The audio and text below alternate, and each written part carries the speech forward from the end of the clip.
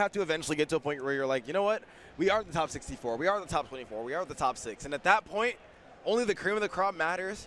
And that is what we're going to get into right now as we go into Paragon versus Hugos.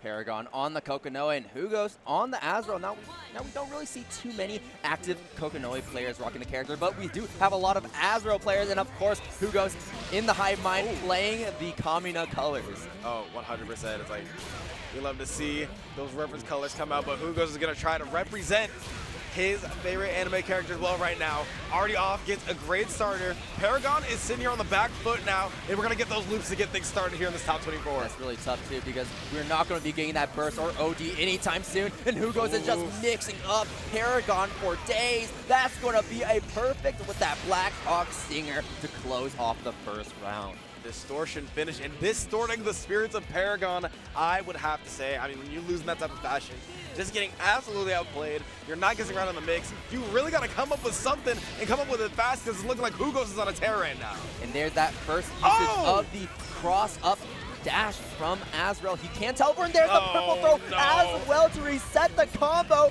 No, don't let this be a double perfect. Okay, Paragon mashing out, hitting a 2A, but Hugos immediately bursting.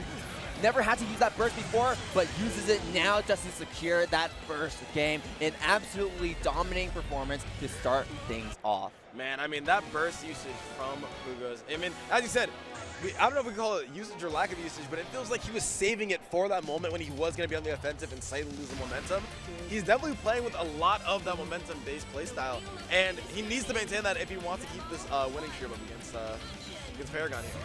Yeah, absolutely. And Hugos also just starting off very aggressive as always, and Paragon being a little more reserved. You really need to stop this Azrael from rushing you down like this, whether it's backing up, whether it's setting out your traps. And right now we are not seeing too much trap usage in play where Hugos is really scared of approaches. Yeah, I was going to say, I was like, I don't know what exactly Paragon is afraid of when it comes to setting up any of these traps. I mean, we've only seen Growler a little bit here. They're going to get some of those Gravitons out and ready to go, though. But good job here. Paragon going to be getting a nice combo here and setting up the trap to keep Hugos from jumping out of the corner. Ooh. And the super as well. The power of the sun in the palm of our hands.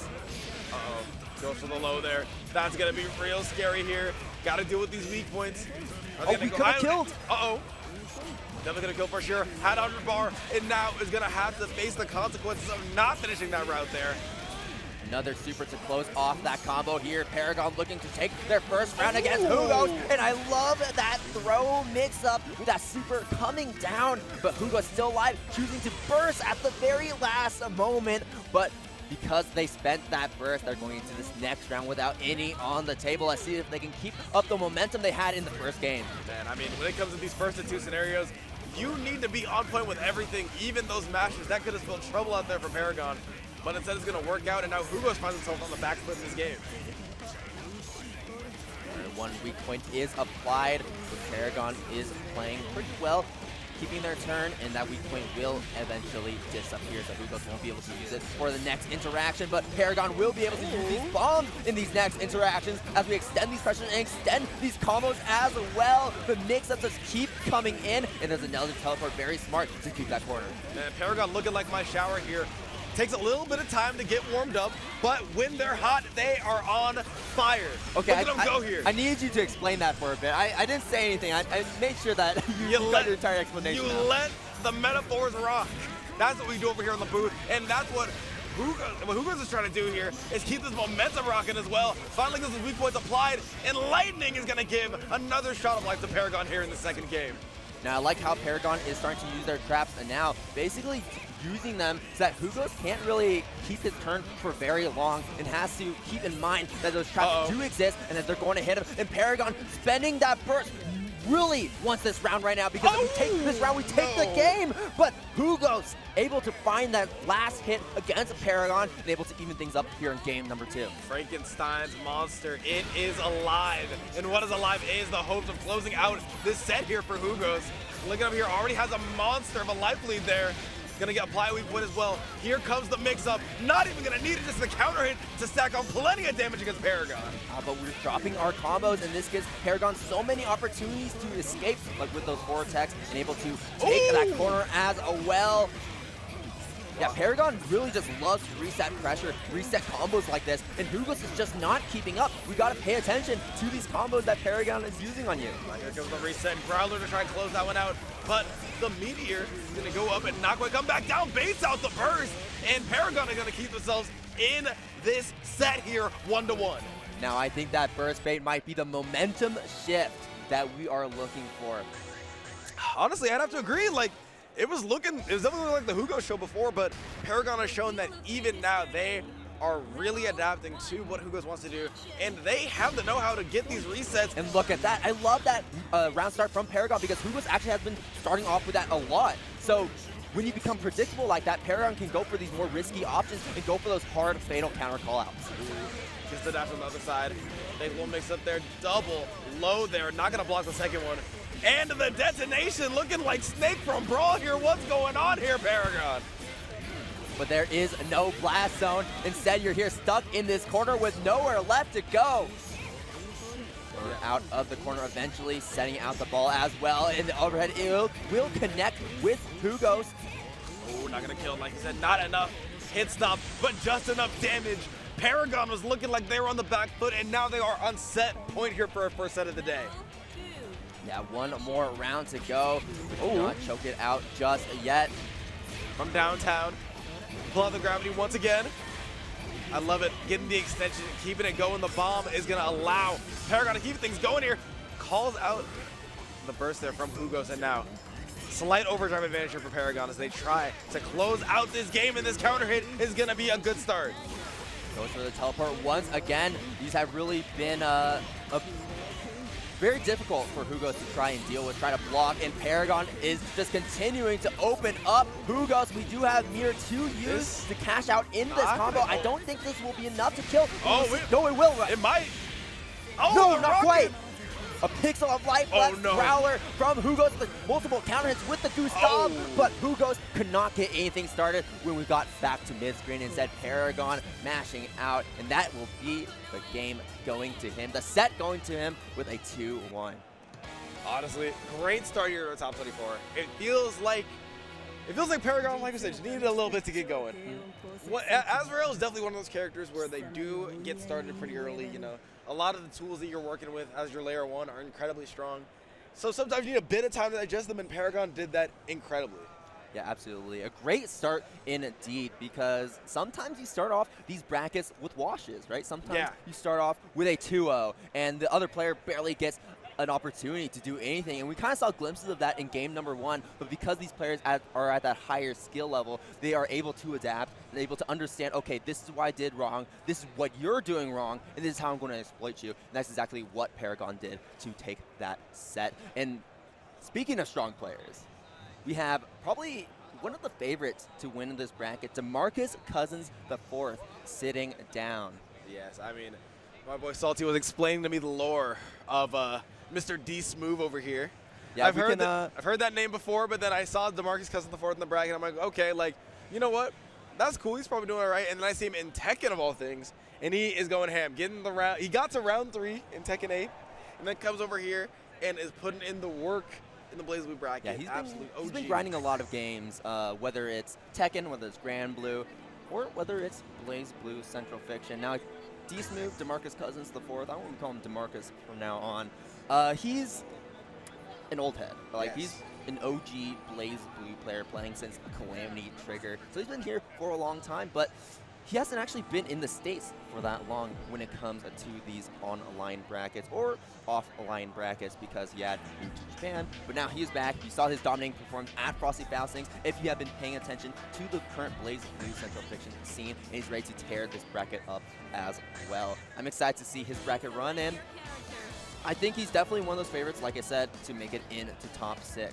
Oh, I mean, undoubtedly. Not only to make it into top 6, but to make it into top 6 winners, to be honest. I mean, I don't see much that can stop him. I mean, his opponent has a chance to, but like you said, I mean, he's been playing hot in pretty much every game he's touched, so we're going to have to see how that transfers over to BlazBlue, but, you know, pretty solid start to start off this top 24 on the winner's side for sure.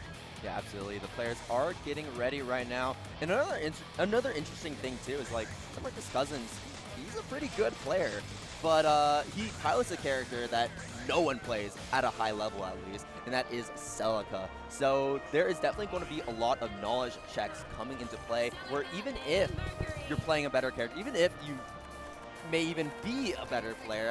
I mean, obviously that is a bit ambiguous on whether or not you are. But even if you are a better player, like trying to tackle the Celica matchup, a matchup that you may not be prepared for, could prove to be quite difficult. 100%. I mean, but then again, that's BlazBlue. You're gonna play against a lot of different people.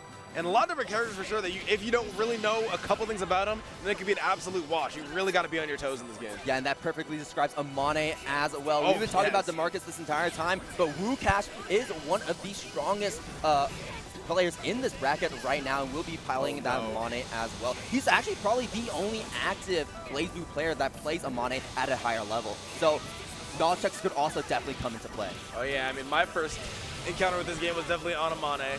To the uninitiated, this character wants to put drills on you, and not on hit, but on block, generating a ton of chip damage, not only compared to the cast, but compared to their damage on hit as well. Yeah, Amane does not care about opening you up, given because Amane has very limited overheads to actually do so. Instead, Woash wants to basically keep you in infinite block strings, where he is just shredding your health with chip. Yeah, I mean, you got to be careful, though. It is a resource where you have to be so meticulous when it comes to your management, because the moment that you burn out of there, you don't get access to any of your drills, and that is a bad time to draw Amane. Yeah, absolutely. You see that bottom right gauge right there, that drill gauge. He wants to be at level 3 at all times, and it depletes steadily if you're not using your drills, but it also cancels itself if you use it too much. So you always have to toe that line of how much you need to use it to maintain that level and to keep shipping them out. And right now, DeMarcus doesn't even need to worry about that, because with a perfect in response to Woash, we even up the rounds in game number 1. Feels like Woash didn't even get a drill. They didn't even get a drill out. It feels like they were permanently stuck at level 1. And DeMarcus just seems to already have the read going on Woash right now. Is able to nullify a lot of that long-range game that Woash wants to play, and is able to show that off there with a perfect. And it shows it off once again with a pretty good mash here. Going to do a nice combo. Should be a good amount of corner carry here, but elects to keep him mid-screen instead. Finds the overhead hit on Woash. That's doing a lot of work and actually opening him up. Oh, we're going to go for the full screen super, because we noticed that Woash was doing something for full screen. You always have to keep that in mind. We do have that instant option that DeMarcus can use on reaction, and that will be the first game going to DeMarcus. I mean, when you have access to a full screen super, and you're a character who wants to play at the long range, what do you think you got to look out for? I don't know. You tell me. Surely it's not the full screen super. Full screen super, really. I mean, she doesn't have anything else. Exactly. I mean, she has fireballs, but like, they're not that amazing. Oh my goodness, that was almost an incredible conversion from Woash, but just gonna like to tack on a bit more of that drill gauge. I like that, you know.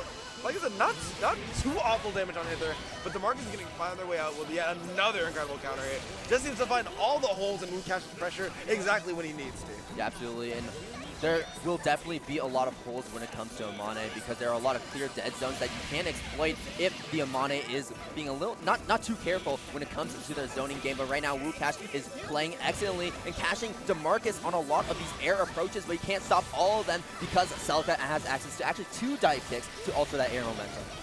I like that rapid cancel into the reset. This is going to be huge damage. Oh, this might be enough to kill here. Doing a lot of damage on those base hits and goes into the overdrive, just to ensure they close it out. And EA and all of their drive is gone. Overdrive finish going to DeMarcus Cousins as they sit on set point. Honestly, I think that's very smart, because when you think about it, you don't really want to burst Amane that much. Yes. And also, overdrive isn't as effective against, or like OD raid isn't as effective against Amane as you think, because of all the multi-hitting moves. So I think it's smart that DeMarcus used that overdrive to actually close out that round. That's just showing the experience right there. Not only a bunch of experience against Amane, but just the BlazBlue experience in general, knowing exactly when and what to use that overdrive gauge for. Right now, Woash just here stuck in the corner, gets opened up by DeMarcus in an instant burst. Does not want to take any of that damage, because right now you are on your winner's life. DeMarcus is on a set point and just needs to take this round, and is starting to get closer and closer to that goal. All right, just trying to maintain that level 3 drill. You got to play the balancing act right now. Plenty of damage. Look at that 4.7k on hit. And look at this barrier just being shredded here by Woash. He is fighting for his life, Oh! but the dive kick coming out to Arce. He's trying to get a combo, but it completely whiffs an awkward angle that it hit at, but a fatal counter. That's going to be the game, going to DeMarcus with a 2-0 over Woash. Wow, that last sequence up from Woash was looking incredibly scary there. Was able to get up to that level 3 drills, like we were saying, really got to that point where they were able to do all of that damage on hit, damage on chip, but DeMarcus Cousins, D-Smooth, was just able to handle the situation so well. Navigated around the long normals, navigated around the long specials as well.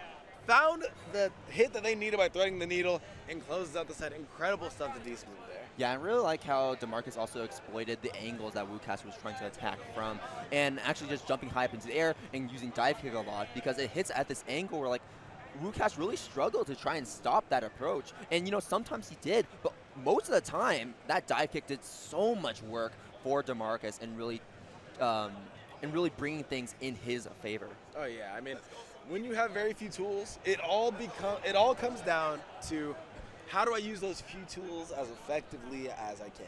Because if you're looking for it, it comes to a point where you have to almost set up those tools. You got to introduce maybe things that will get beat by it in the layer 1, force them to use those options, and then force them to use those options, then you then get access to the strong part of your kit.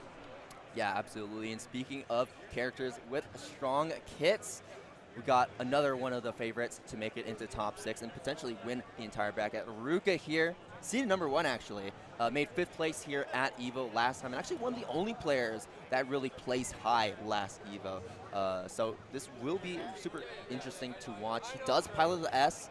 Kagura is most definitely dead. He did play Kagura at one point, but that doesn't exist anymore. We don't talk about it. Like that. That's a winning man. And honestly, we're in Vegas right now. If I were to set up the BlazBlue Community Showcase parlay, Ruka winning is easily a lock.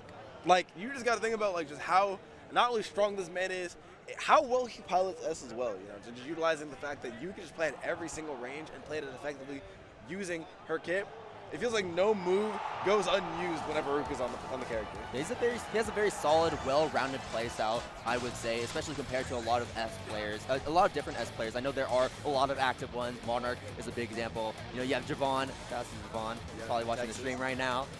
Yeah, and like a bunch of Texas players as well piloting the character. Killer Kitty being another one of them. Mac and Chess as well from CEO. But before we even get to the set to watch Ruka versus Cursed Ego, we gotta go thank our sponsors real quick. So stay tuned shortly as we come back. You're really making all of this by hand. Oh yeah, the avocados are hand mashed, the chips are hand tossed, and everything is made fresh. You make it fresh every day. Yes, every day. The Chipotle way is we make it fresh every day. Sounds delicious. Dude, why'd you put your new rig in the basement? Didn't you hear? Bill's a gagillionaire now. Basically, my new connection is so strong I can game anywhere. Check it out.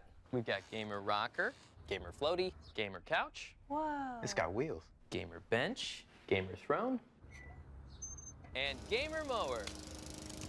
What's that? It's hard to game while walking downstairs. I get it. That's smart.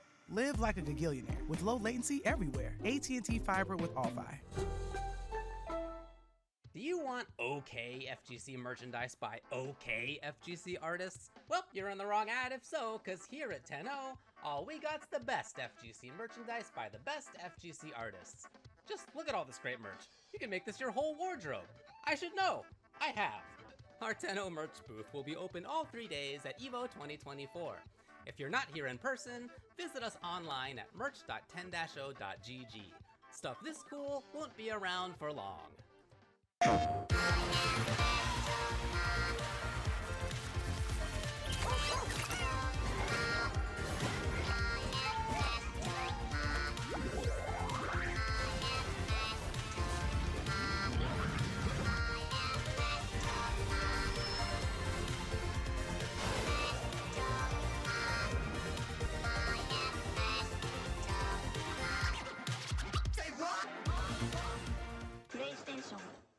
the greatest anime fight of all time. Why would you ask me such a hard question?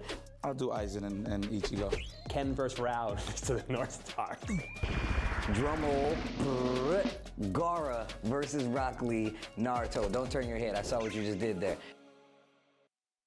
Here's the deal.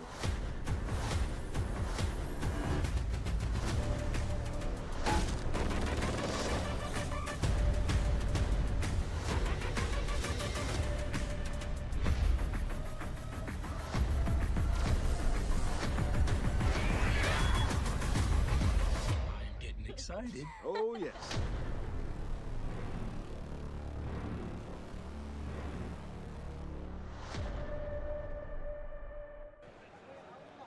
Hope you got your snacks. Hope you got your water, because we are going to throw it right back here to our top 24, this time on the winner's side. Remember, these matches are so important, Salty, because whoever wins these is guaranteed a spot in the top 6, and we are kicking things off with a banger. Taker gameplays on the horizon.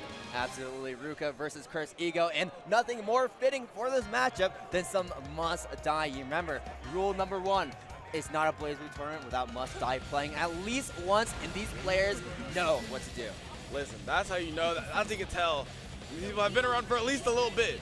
Must die is the essential piece, the quintessential piece almost to a BlazBlue tournament. And Ruka, definitely no stranger to BlazBlue tournaments, has placed so well in so many of them, including medaling at this event last year at EVO.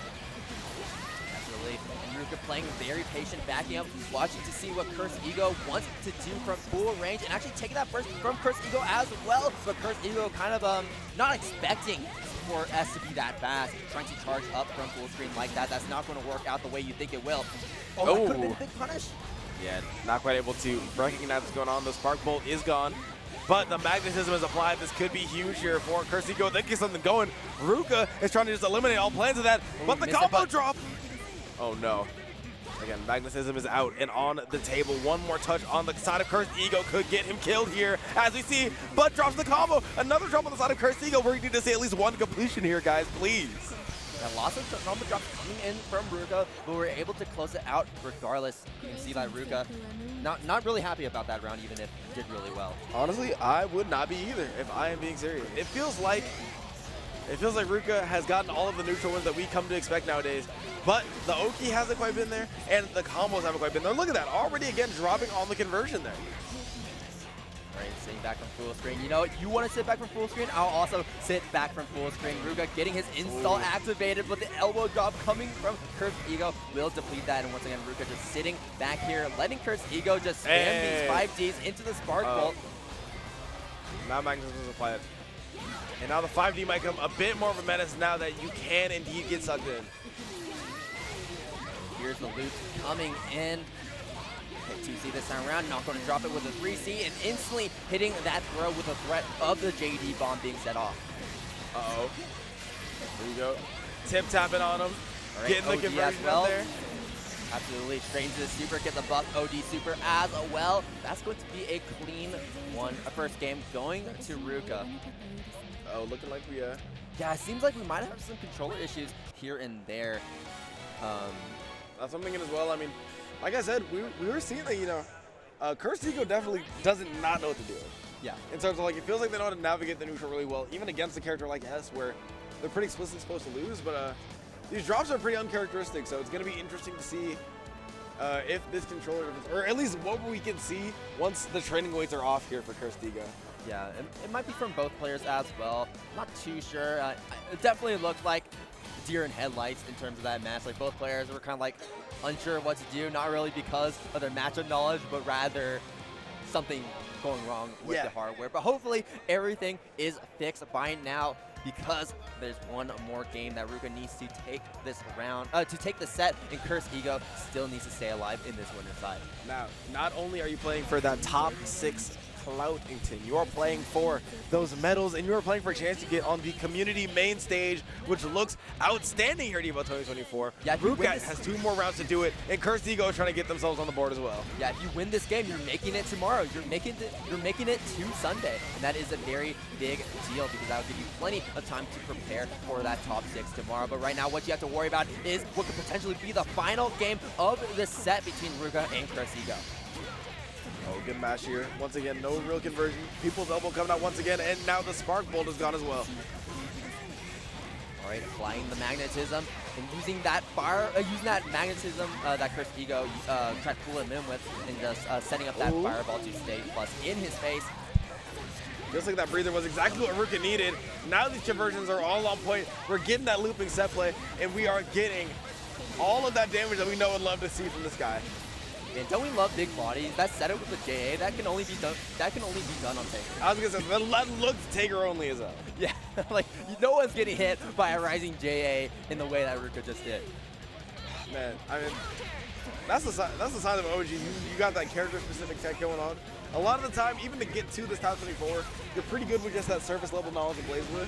Oh, first buster of the set now. What could this lead to for Cursed Ego? Well, we can get the gadget finger, right? Because that applies the magnetism and it forces Ruka into a restand where you have to immediately play that RPS game and tries to spark bolt Ruka afterwards. But Ruka going for that TP, and this is a great OD. This is a fantastic OD because all of these drive normals from S are susceptible to that because they have such long active frames. Yeah, it's like you are basically asking to get caught by the OG buster the moment that you throw out one of your bigger buttons. But you know, Ruka knows that. And Cursed Ego knows that as well, as they're able to take out that first round. Yeah, an explosive round for Cursed Ego, but can we keep this up? Can we keep it consistent? Oh my goodness, behind to the back. The back scratcher, 6VS hitboxes, my beloved. Looking to take this round right now. Cursed Ego in the red, in that very low life. Oh my, the air buster as well. The reeds are coming out here for Cursed Ego. They are showing how they got here. Oh, try to go for an air throw as well, but the super coming out from Cursed Ego. Oh my gosh! I kid you not, I looked at the audience, everyone was just surprised that even killed right there. What happened? 5.7K there for Cursed Ego. No. Oh my goodness gracious. That was an incredible sequence for Cursed Ego. You know, got out the OD. Yeah, we saw that, but the moment that happened, we see a jump come out from Ruka. And we're like, all right, surely this is the end of it. No. What about a counter hit OD buster? What about that? 5.7K out here, and the tides have instantly turned in the favor of Cursed Ego. Yeah, we definitely need a breather here. Yeah, take your time. Especially after a round like that. You cannot afford to make too many mistakes because once a Taker gets going, once he gets like a few throws, you only need like, what, 2-3 throws in order to kill Ruka in a lot of these rounds that he did win. Oh my goodness. You want to avoid that by any means possible. I love that, the meaty magnetism showing off Newton's laws right now. All right, I like how Ruka is playing more grounded right now with those 6Bs, catching Cursed Ego, because Cursed Ego has been representing those jumps very often. And look, these are 3 6Bs that have already hit anti-airs on Cursed Ego. The JB coming out here, a great backdash, and what a match on the 2A there for Cursed Ego. Match is applied once again. What is Ruka gonna do about it? They are gonna get the A's here that they need, and this is their meaty on Cursed Ego, actually. I like how Ruka is slowing that pace down, waiting for Cursed Ego to hang himself and rushing right in with those 6Bs or those 2Cs to catch Cursed Ego out of the air. And this is the adaptation that Ruka has been looking for and already is looking a lot more solid than that game 2 that Cursed Ego did win. All right, what a piece, but it is indeed set point for Ruka. Regardless of how the last game went, Ruka is technically in the driver's seat right now. 60 jump cancel fireballs as well to keep this pressure going. Cursed Ego here just stuck in the corner, unsure of what to do as Ruka is working their way to a perfect burst coming out from Cursed Ego and a Spark Bolt as well. For Ruka expertly avoiding that, noticing that Cursed Ego always likes to use Spark Bolt at those ranges. 100%. It's like definitely at that like full screen range. Cursed Ego is definitely a Spark Bolt merchant as well. Catch them with the Fuzzy Day on that backdash. Incredible awareness here from Ruka. And the barrier break out here from Ruka. Barrier breach, we're not in uni though. Wedge catapult. I'm actually surprised we haven't been seeing too many wedge catapults from Cursed Ego. You think that you want to play a more grounded approaching game as Hager, but unfortunately Cursed Ego just wants to take to the air, and Ruka is just catching him out every single time as Ruka takes it all the way back, collects himself after that game number 2, and brings it back here for game number 3, and takes that set 2-1 to make it to Sunday. Our first top 6 competitor is here. Well, DeMarcus too. Oh, wait, DeMarcus was winner's side, right? Yeah, he was winner's side. Oh, I thought I was second one. And on the winner's side as well. I believe they're on the other side of they're on opposite sides of the bracket, so we will not be seeing them just yet. But Yeah, incredible stuff from both players so far as well. They're both highly seeded. I think DeMarcus is seeded number 4, but we're not really going to get too much into the weeds because obviously seeding, it's a prediction, but it's not going to be the end-all, be-all. Oh, 100%. I mean, we're looking at that with so many different brackets. There's so many upsets all across the board in the main games here at EVO. Who's to say that they can't happen here in the community showcase as well? Yeah, absolutely. It just goes back into what I was talking about before, where the player skill is just very dense. It's just what happens when you have a group of people that are this dedicated to the game.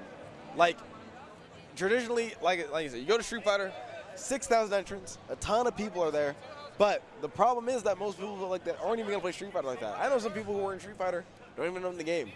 For BlazBlue, in order to enter this game, you usually have to have been here for a minute. You have to have gone through the trials and tribulations that come with playing this type of game, especially on that EVO stage. I mean, when was the last time that we saw this game as a true main game EVO finals? Like 2017? Yep, exactly, when Ryusei won it, right?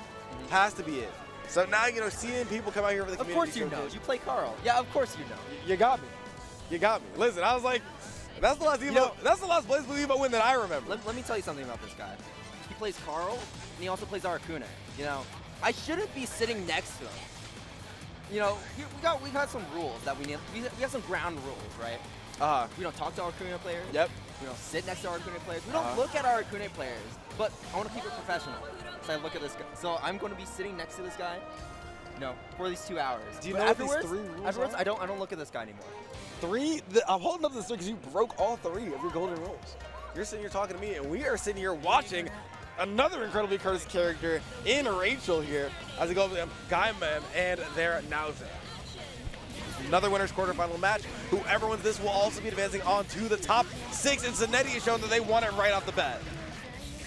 Soni already overwhelming the screen on Gyam, setting up those poles and also setting up the George as well. We see that 5C come out. That is a key defensive tool that Rachel has available to her. While it's not invincible, it is gripping with armor frame. 100%. I mean, I'm looking over at this. I see Pad Naoto. I mean, not Pad Naoto. We've seen a lot of Pad Naoto. That's definitely everywhere. But Stick Naoto, definitely something that's a bit more rare here in these BlazBlue streets.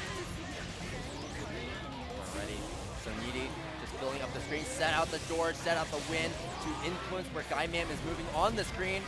Just chasing him down and preventing him from approaching, and there's the answer that Soni was looking for on that approach from Gyam, and now he's going to be overwhelmed in the corner. So many tools set up in his face, as well as the bass. That would have been a huge damage. That would have been a huge life pull that you would have taken if he didn't work right now. Plenty of lightning on deck here for Cetti, but Gyam is showing that they aren't even going to deal with it. Just going to go into the easy ender here, spend the meter, and get first blood here.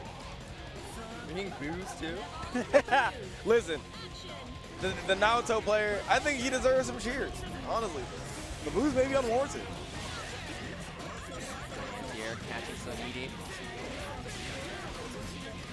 Bring him all the way up high, down low. Hitting with that ender from the DP. Oh my goodness. Purple throw, it's TRM as well. Gyam was just mashing that throw right there. Getting the flashbacks of our time on top 8 together with CEO with all these blue throws. Hey, look, it's like it was a crazy time, and it looks like an even crazy time here. Drop here from Gyam allows Cetti to go ahead and try and take back some of this momentum here. Gyam has been on fire, but can Cetti heat up here? We'll see exactly that. Spends the super as well to increase the damage for that ender. It's a blue combo. We're going to take that damage regardless. Right now, Gyam just needs to take one more round. Needs to find one good hit. What? And we just run up DP because, of course, GOAT. Of course. Why not? I love Naoto because you can verify that it was the run TP because it was the enhanced variant. Man, held 6-6 and elected to end it off with a nice little DP there. One game going up to Gyam. We're just going to run it back. I mean, I respect going back to character select. You definitely got to take a breather after that one. But it's looking like it's all Gyam all the time right now.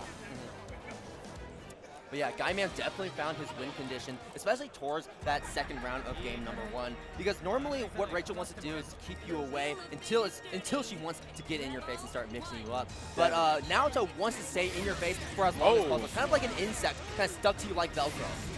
Oh my goodness, we're just seeing so many of these perfectly timed enhances. The reads that Gyam has been able to put on have been unreal so far. Oh my gosh. Hey, we got the combo. There we go, we didn't drop it. Man, I'm trying to get like that. Gets the TRM for his troubles. Active flow as well, and then elected to spin the rapid just because why not? A perfect on the board here for Gyam.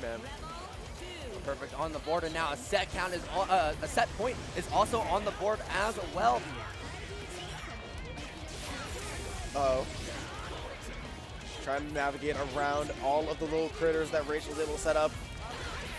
Lightning is off the table now, and a great down tech match here from Gyam. Gets the cool little link there. This man has the conversions that he needs. Goes for the mix on the other side, and even more damage is tacked on here for Gyam. Yeah, absolutely. Things are looking really good in this round in particular. Soni just sticking air, just floating in the air, trying to be part of the catch. See exactly how well this turns out. It might have been a misinput. Oh my goodness, the second it's gonna fatal, but no conversion out here for Gyam. I like that. Utilize the alpha counter there. And get the counter hit confirmed here. Cetti is not out of it quite yet. Yeah, not out. Oh! Still dangerously low. Like in the air, into the OT. That will be the game going to Gyam. What a read for Gyam. Immediately talking to the crowd there. Oh my goodness. We just saw the reads, we saw the damage on the execution. Incredible, very electric display out here for Gyam as they advance on to top 6 winner's side here in BlazBlue Central Fiction. Incredible display from them once again. Yeah, so right now we have 3 of our top 6 winners side players already set up. Gyam being one of them that we just watched, DeMarcus and Ruka as well. But with this next set, we're going to be seeing one more to see who that final 4th person is to make it into winner's side top 6. And one of those will be Lucii stepping up to the plate. I see Lucii, and I see who I believe is, you said Sodelic? Sodelic. Sodelic. You're right, you're right. Short, actually, for Southern Delicacies. Did you know that? I thought it would be short for something like So Delicious. No, nope, it's Southern Delicacies. Are they from, where in the South are they from? No, he's from New York. What the hell? Okay, all right. He's from New York. The Southern delicacy in the Northeast, I guess. Give a round up for Sodelic. Yeah, but Sodelic, definitely one of the strongest players over in the New York region. Dominating performances at locals like TSA, for example. And just really strong all around. Plays Carl and plays Bang. But I think he will be busting out the Bang for this tournament. I don't expect the Carl to be really coming out too much. If I see Carl, I'll be a happy man. I have to be honest. You know, it's like I'm not necessarily being biased in a way. I'm just saying, Carl's on the screen, I'm gonna be happy. You feel me? You feel me? Sure thing, man. Sure thing. Whatever makes you happy. I'm just chatting, man, bro. I'm so tired. I played so many fighting games today. Yeah, but you're for BlazBlue, so. That's what I'm saying. None of those fighting games even matter. That's what I'm saying. Look, I played BlazBlue too. That's true, you did. I did. I won one round, and then I played against Croc. I lost, and then I was like, you know what? I'm gonna go watch Uni. But I did my part. I participated in the community bracket and kicked some tail on there as well. Come on. They talk about my Aracune. Sure. The people talk about him. But we talked about Sodelic a bit. Oh, we got the mug as well. Oh, is this the Joe mug? Oh, I hope it is. Oh, it is the Psychotic Buy his mug! Buy his mug! Buy his mug! Yes! Buy a cup of Joe, the cup of Joe.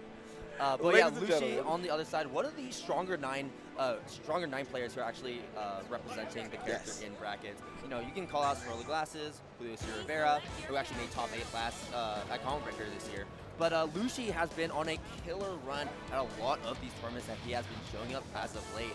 Whether it's Common Breaker, right? I think he got 9th place at Common Breaker. They did 13th, very well. 13th. I was like, I think that they were just off of that top cut. Yeah, 13th at Common Breaker. I think 9th at Frosty Bastings. Like, he's been on a roll when it comes to these brackets. These are not easy brackets at all. So he's definitely looking to make a top 6 finish here at EVO. And I think that's really going to add something to the board. Oh yeah, 100%. I mean, the way that you gotta think about it is like, we are getting into metal territory here. So we're gonna do a quick button check. I like that. Best song in the game, but you only get to hear it for about 4 seconds, 8 seconds max. Yeah, that's true. Or you may not even hear it at all. Yeah, or Bang is terrible. Yeah. You might just not hear it. Bang speaks a lot. 9 also speaks a lot too. He's always calling out her spells. Like, you don't need to say every single spell. Be like Harry Potter. We just stop saying spells altogether. I mean, that would be me. I'd be, listen, if I could do magic, I'd let the entire world know every single time I like lit a candle up from afar, bro. Like, like there's no way you could let me do magic and get away with just being quiet. Like that though, right? Warming up to our characters, but okay, we got the Carl out. Warming up with the Bang. Yeah, it was the button check mix-up. I love it. The no mix-up, the true mix-up, some would say actually. And now, we're going to see some Carl Clover. Very, very excited on my end. I know, Soni, I know you love playing against this character, surely. In the spirit of Psychotic as well, even got the mug. Yep, looking at him, like supporting him in his endeavors. But right here, we're at winners quarterfinals. Remember, whoever wins this one will be our final winner side top 6 player. Joe's like, you better not lose this one right now. You mean to tell me that you got the Cup of Joe on deck and you lose to a Carl player? Nah, I know that Lucii's gonna do anything to prevent that from even happening. And you can see that Sodelic is already keeping in mind like the spells that Lucii has available. You saw he jumped on the Morganite, and Lucii, in response to that, actually went for the anti-air. So we're already seeing some layers being built in. 100%. And gonna go for the can there. Get a little bit of extra damage on top of there. Sis is gonna come and help out, but she's gonna get knocked away immediately. And Lucii is just doing every single thing he can to try and take out this doll and keep it from being a presence on the screen. Honestly, it feels like, goes for the low there. Not from him, but from the doll himself. Great matchup there from Lucii. And will they be able to close it out here? Alpha counter is going to prove difficult, though. Plenty of damage on the side of Sodelic, but has a chance to try to close this out. It doesn't have enough to keep Nason out here. And our sister is dead. There's nothing we can do about it. Nothing at all. This is the ideal scenario Lucii wants to find himself in. Make sure that doll cannot do anything, whether it's in neutral, whether it's in pressure. 100%. I mean, that's the name of the game, especially with public characters in general, but specifically with Carl Clover, you gotta make sure that that puppet is absolutely taken care of, or else you aren't gonna be able to get anything started. And look at Lucii here. Hasn't taken a bit of damage because we already know that, look at that, Ada is nowhere to be found. Yeah, has not been a factor at all in this match, but coming in from off screen, that's a classic approach from the doll. And just goes there for the explosion. Lucii is out here trying to make sure that he can close out in a convincing fashion. One more game out here. We are going back to character select screen though. Will we see the Carl or will we see the Bang? It's looking like the Bang. Selected a color and all that. We are in for the ride here with Mr. Shishigami. Right, getting ready. You can see that Lucii was like, okay, you're switching back to Bang. Yep. Let me reset my mental. Let me make sure that I know how to tackle this matchup before I get right back into it. Oh man, I mean that's the name of the game, right? Is you need to make sure that you have your mental reset, especially for every character in this game at least. You can't fight 2 characters the exact same and expect to win. Especially not a character like Bang, a much more mobile character and a much more annoying presence on the screen for sure. 100%. Lucii though, on the bread and butter. Honestly, this is their territory right now. Has Sodelic playing a couple different characters. Sodelic has to pay the 1 game attacks. Usually, whenever you play a new character, you gotta sacrifice 1 game to get your bearings back, and that might be the end of it there for Lucii if they are able to get that in time. setting up the rain as well, and Sodelic able to escape it, but not able to escape the scramble right afterwards as Lucii picks this up and takes this first round of game number 2, placing himself onto set point. I believe that's 3 rounds straight here for Lucii. Dominating is an understatement to describe it at this point. Well, Yeah, we'll see if we're going to be seeing 4 rounds in a row for Lucii. Are we going to get that clean 2-0? No hitches. We will see, because Sodelic is starting to build up those seals and build up that damage on Lucii as we open them up one more time here in the corner. Yeah, as you said, the seals are on the table here. Going for the throw right off of that combo. One more seal to do it, and honestly doesn't even need it. Could just kill in a very, very soon hit here. Yeah, a single hit is all he needs, and he finds that single hit with just a simple overhead to close it out. Hey, so Delic is showing they're out here, like, hyping him up as one of NY's best BlazBlue players, and now they're showing, you know what, I can get it done against some of the best of the best.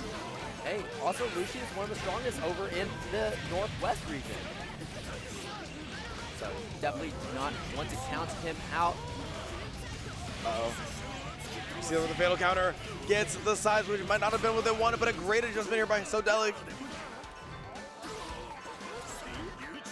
Sodelic setting out those nails, and actually Lucii is setting up that mirror as well to make sure that those nails do not be a threat. I like that.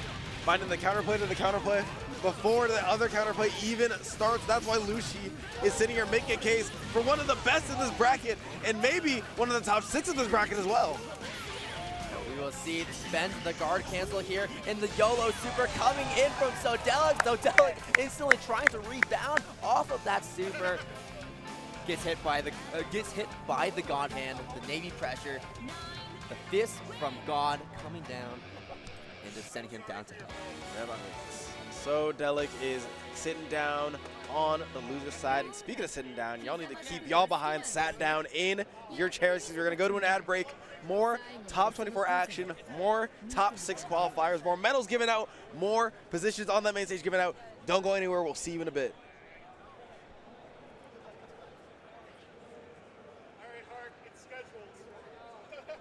Yeah. You describe the chicken to someone who had never tasted it. Literally melt in your mouth tender. We don't have a freezer, you know? It's almost like a farmer's market. When you walk into the restaurant, you should hear the sizzle that you're hearing right now. Just sends all those waves up to your mouth. You're making me hungry. Sunglasses in the day, blue light glasses for the gaming at night. Zenny's got affordable eyewear for everyone. Vibe in style while protecting your eyes. Evo sunglasses, available now.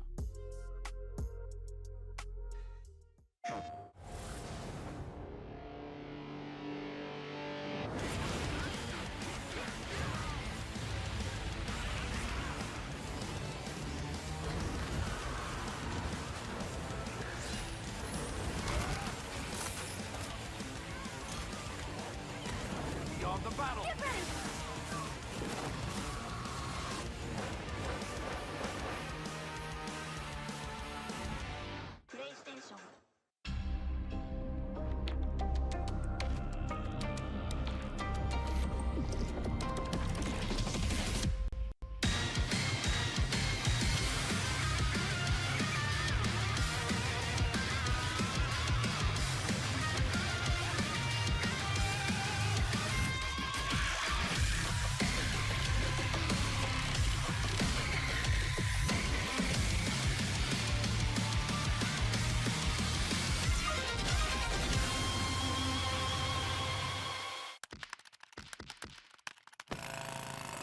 Red Bull gives you wings. Fight!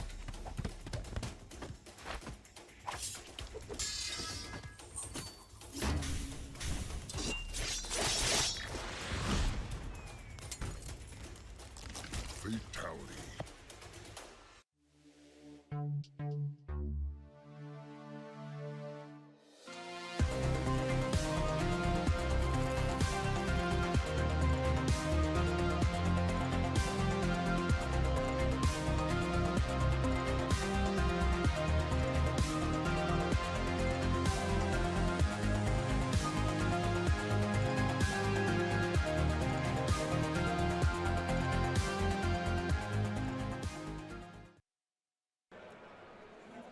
right, we are back here.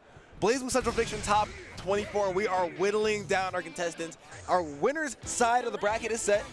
4 incredible players, but we still have 2 more slots on the loser side that need to be decided here. Yeah, absolutely. And we're going to be seeing the return of Cursed Ego immediately back up to the stage with the Tager, looking to keep his losers run alive here. And on the other side, we have an unknown ODS player, apparently. Yeah, I think that yeah, honestly, it is literally unknown ODS. Like, let's go. It's looking like their name is Spectro. Spectro, okay. Hey, look, they got this far. They have only had 2 O's. We saw Paragon, who's looking incredibly strong here. Beat Retro Red. All right. That's an Aquaman player. Pretty good. Yeah, it's like, okay, like some pretty good wins so far, so I'm really curious to see how they're going to do against Cursed Ego in a matchup that's a bit more unconventional than the ones that they've played against so far.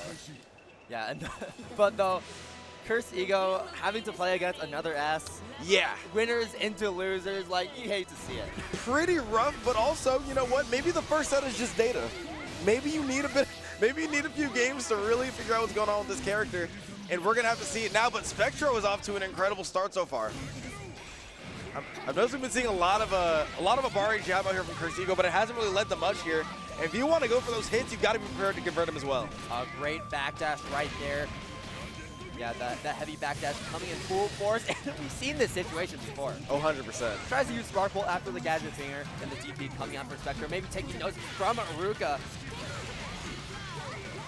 Here we go, just letting these players do their thing here. Look at him, got it out here. We finally see some semblance.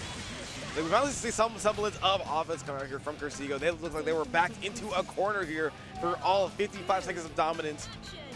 Honestly, Spectro is doing an incredible job so far in a matchup that, you know, we haven't really seen them play it here in this bracket. Yeah. Once again, Cursed Ego, I still think really needs to play a lot more grounded than he actually is. We're taking to the air in a lot of these situations, and every single time you're just getting anti-airs with these 6Bs, with these 2Cs, or you're losing space because of that. Uh-oh.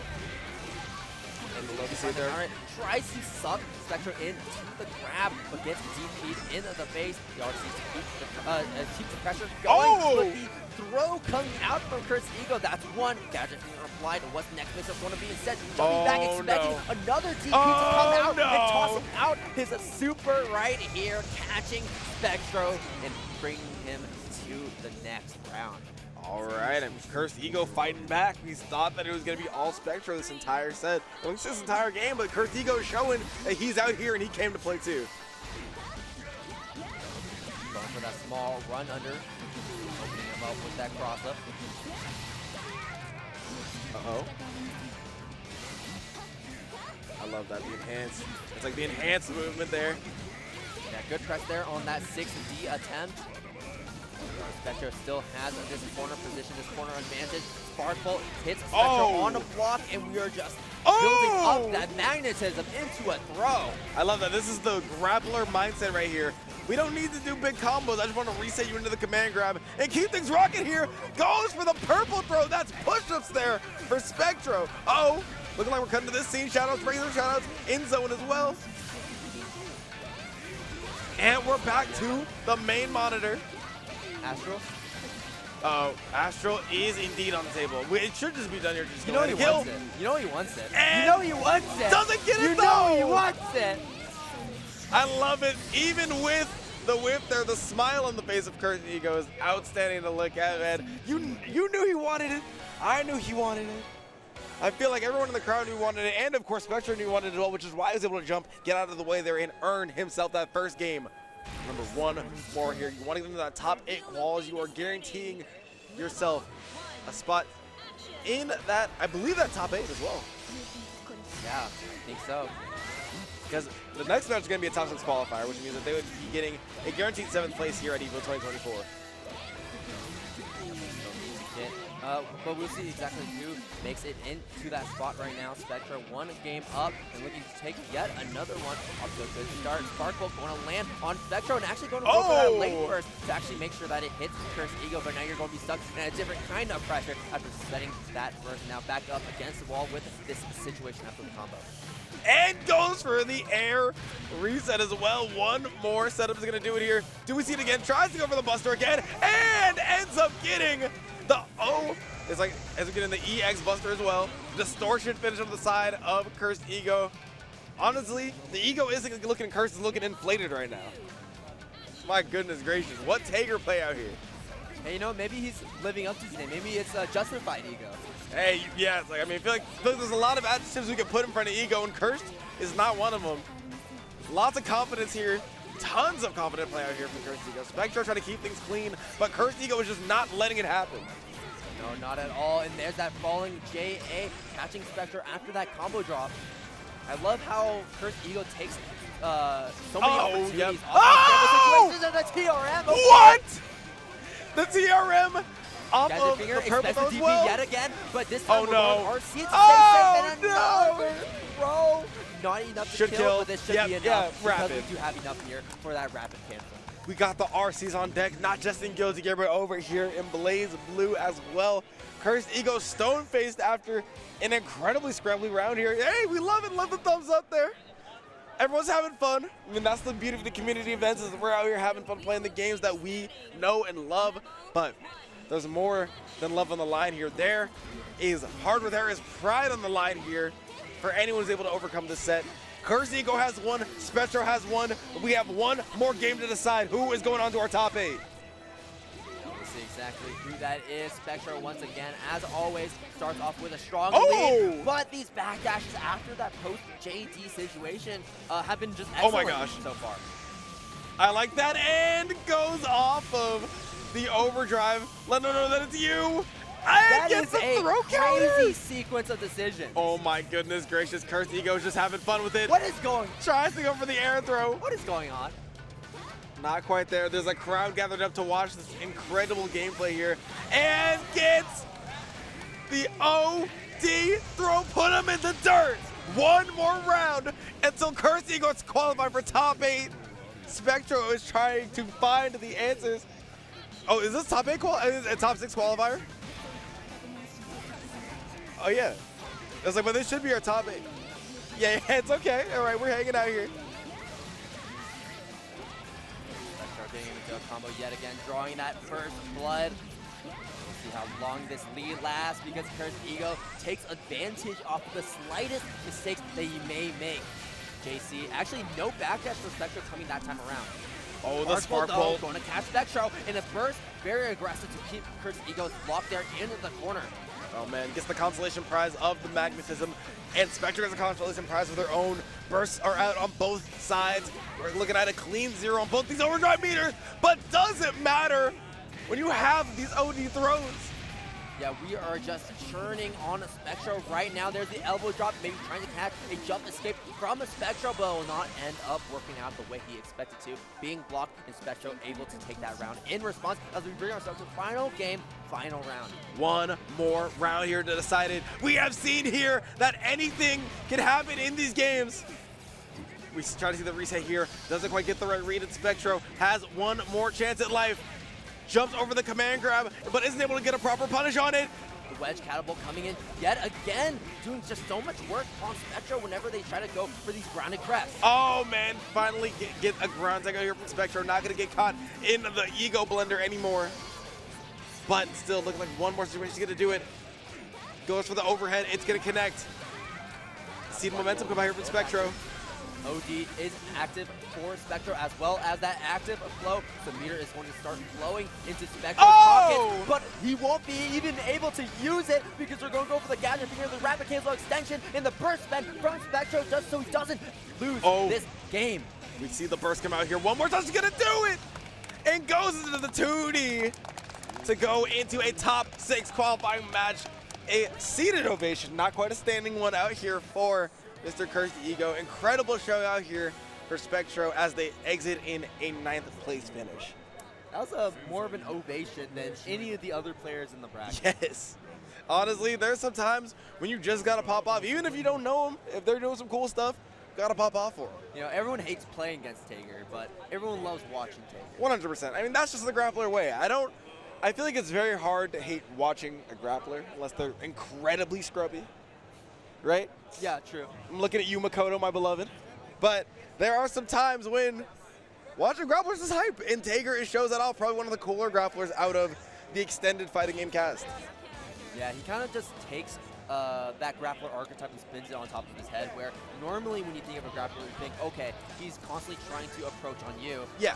But Tager kind of spins that on his head, where he makes you come to him, where he applies that magnetism, and then he just pulls you in, whether it's with his wedge catapults, which you saw so many times during those matches, or those air command grabs as well, which scooped up Spectro so many times whenever they try to take to the air.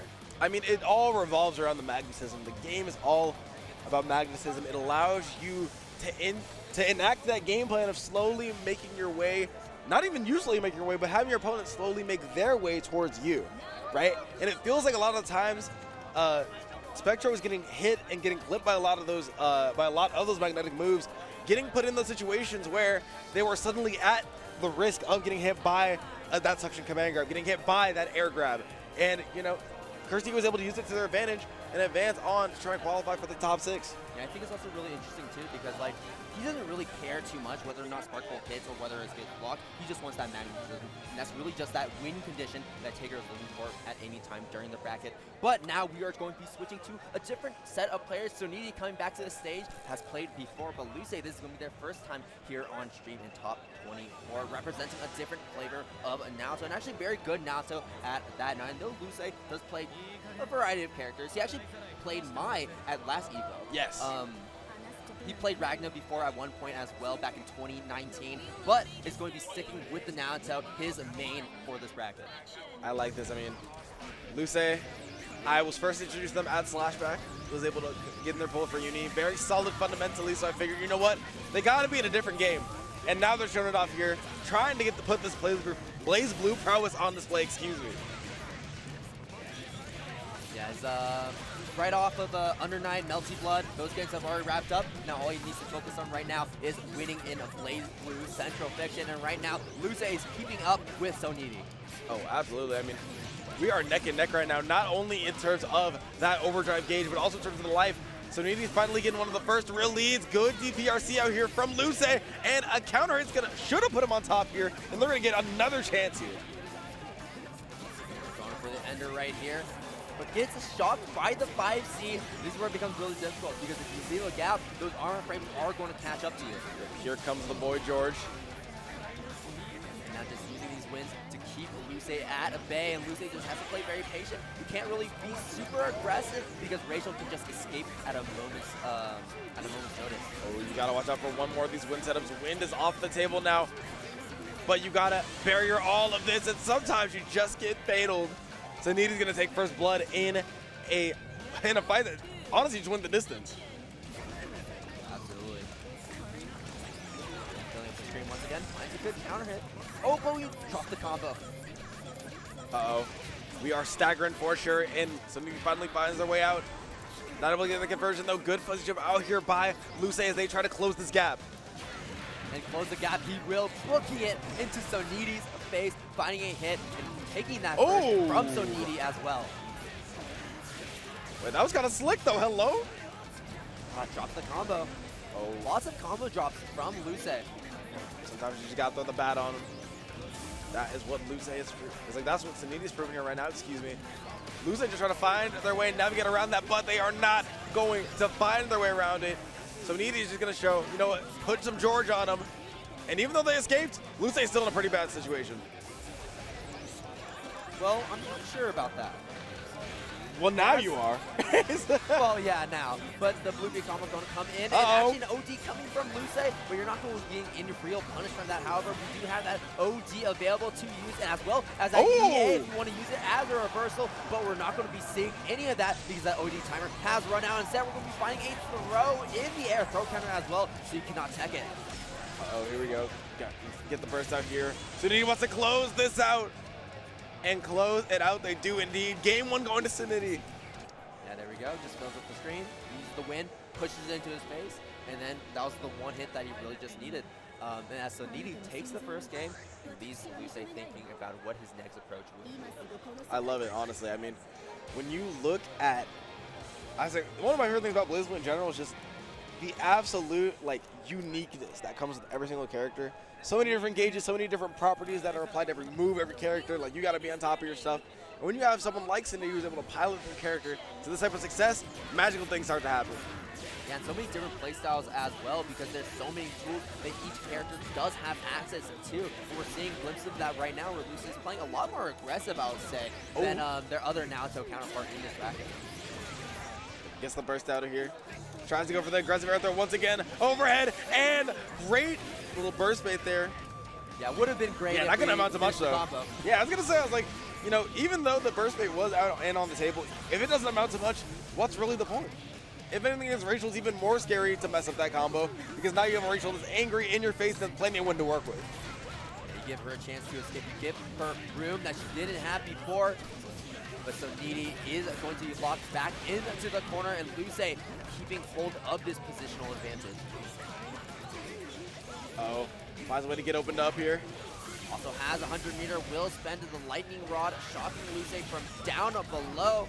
And setting up the bats as well to try and drain that health away from Lucii from full screen. Once Rachel gets set up, she can be very scary because she becomes a very high damage character. Normally, she doesn't do a lot of damage with her basic combos, but when she gets set up, when she has the traps, when she has the bats especially, that's where things get really scary. You don't want to get hit. Oh yeah, the classical two-step anime gameplay where, you know what, step 1 isn't as menacing, but you know what, the moment you get to step 2, you're... Yeah, it's like, literally Arcune, literally like, well, not Carl. Carl is just pretty strong in step 1 and step 2. But a lot of characters in a lot of different anime games kind of operate like that, and Rachel is a prime example of that as well. Definitely argued to be one of the strongest characters in the game, but Naoto is no slouch either. Piloted by a lot of good, strong players. And Lucii is trying to make a name here for this Naoto, but drops the combo once again. Oh, and finally gets it. Will we get... I was going to say, will we get the burst bait? We do get the burst bait, but it's not quite enough here. We're finding our burst baits, but we're not finding the combos. Finds a way out. And once again, not finishing the route. We need to see one out here from Lucii if they want to try and close out this sort of set here. The guard cancel messes up the combo once again, but let's not mess this one up here because we can kill with it, and the Lucii will not. Takes the round, but so many mistakes. I'm sure that Lucii is not happy about that play. I mean, you can't say that they're definitely not happy about it. Honestly, I would have to agree. When you come to this point where you're like, all right, I kind of know that I'm nice enough to at least qualify, get in the top 8 qualifier, you kind of want to make sure that all your stuff is on point, and each of those is not only going to be frustrating in terms of the physical aspect of not doing as much damage as you want, but also the mental aspect as well. Yeah, absolutely. You're piling the character the best you can, and right now, Lucii is trying to do exactly that, using all these enhanced specials to try and catch Soni. But Soni, finding the perfect opportunity to mash out, he has now escaped that corner situation, and with the meter on hand as well. Gonna run up, get up in there. I respect that. Gets the crush Garber as well, but pushed a little too far, so no combo for Soni. Like that crush trigger. Gotta keep the scaling as light as it possibly can, but a blue beat comes out for Soni. Probably one more mix-up should do it here. No, I think this combo kills. It should kill, should get the 50, but elects to go for the reset instead. And Soni with a clean sweep is gonna get into yet another top 6 qualifier. Yeah, we absolutely could have just popped OD into the super. I think that should have been enough to kill. But regardless, that was a clean game here for Soni to take that set and send Lucii out of the bracket. Yeah, I mean, we are just letting everything pan out here. As we see here, Cursed Ego is sitting here in the top 8, trying to qualify for that top 6 spot to play on the main stage over here in the Community Showcase. Then Soni just taking it 2-0 over Lucii. We have 2 more matches to fully solidify our top 8 here. We have Woash versus Pseudonim, which is probably my favorite name in this bracket so far. And I saw some bangers in my pool for BlazBlue.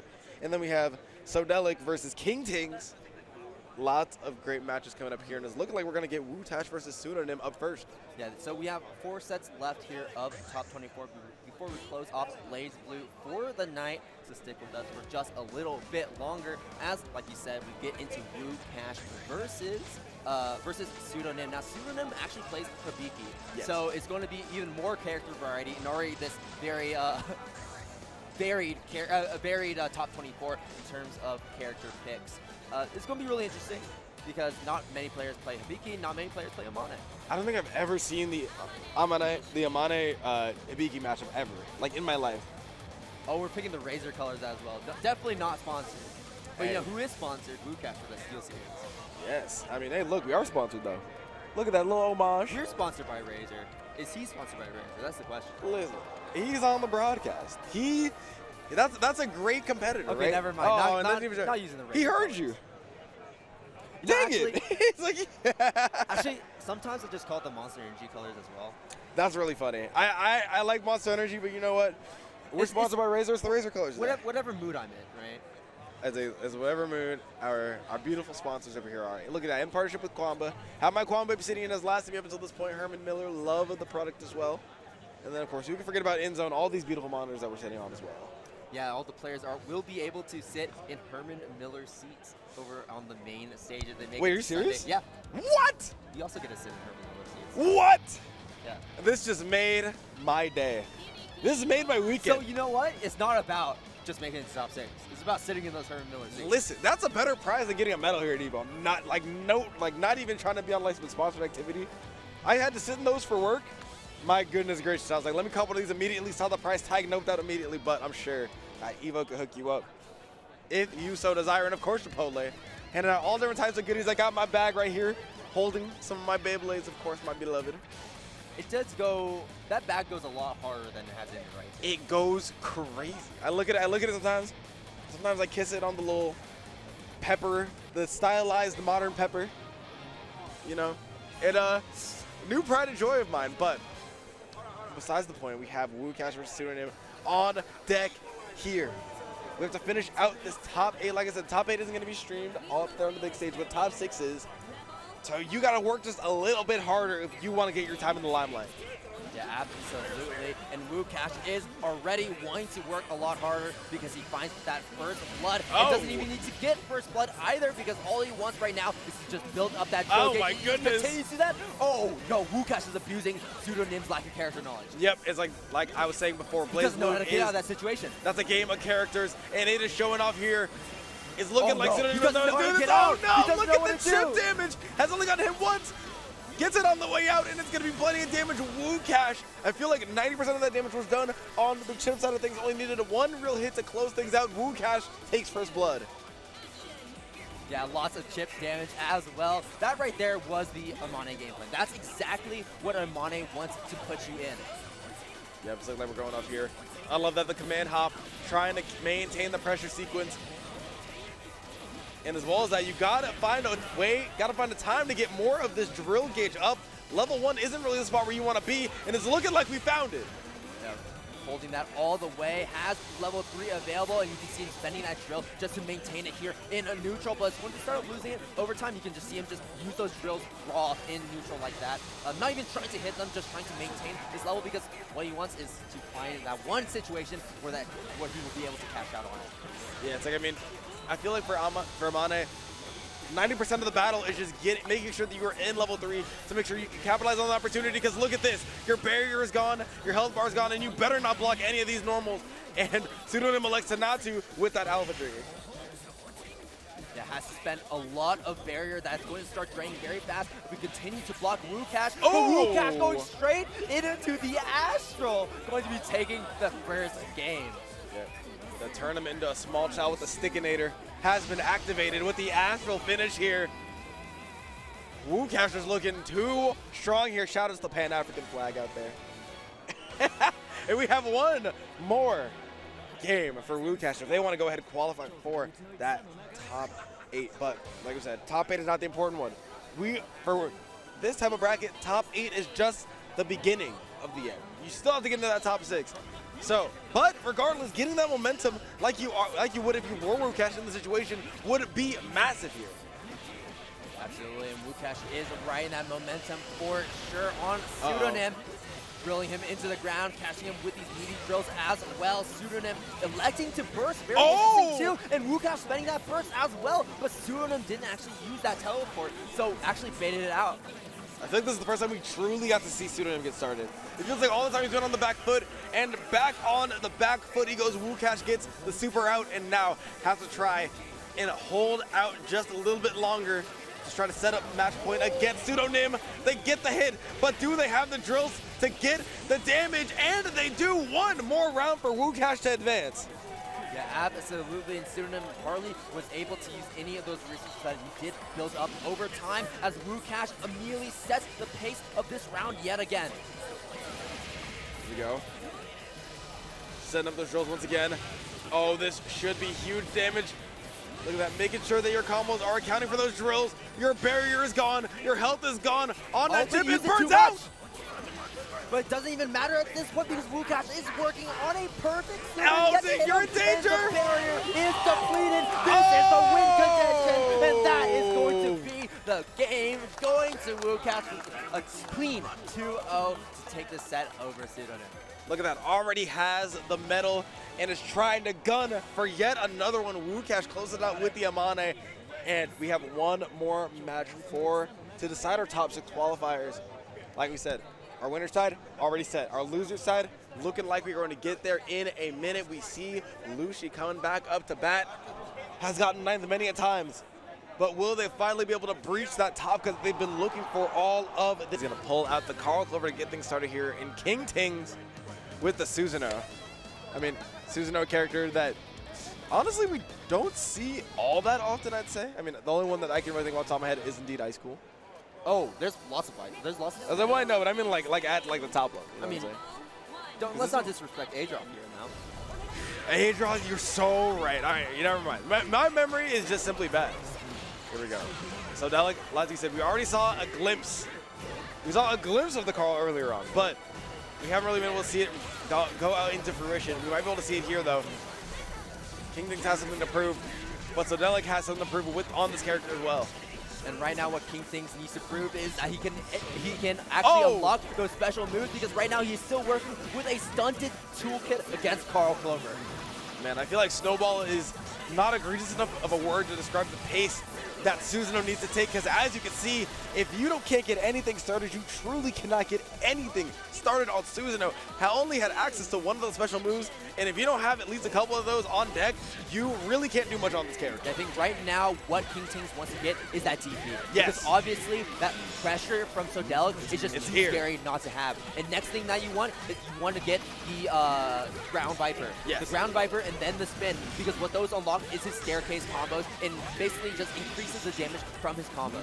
Oh yeah, it's like, I mean, I feel like there's definitely a list of priority of the special moves that you do want. The DP is very nice, but depending on the matchup, you might want to flex that, or you might want to flex, as you said, one of those damage specials like the Ground Viper, like the spin.